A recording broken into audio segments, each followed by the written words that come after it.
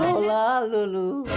আজকে লক্ষ্মী পুজোর দিনে তুমি মদ খেয়েছো স্বামী? আমার কি টাকার অভাব আছে আমার ঘরে লক্ষ্মী পুজো হবে?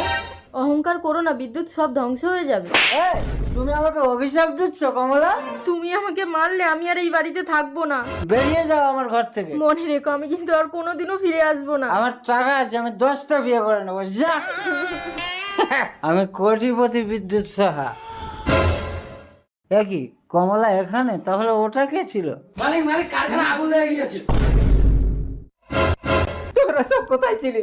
আমার কোটি কোটি টাকার কারবার, চল। আরে আগুন দেওয়া, আমার কি সর্বনাশ হলো।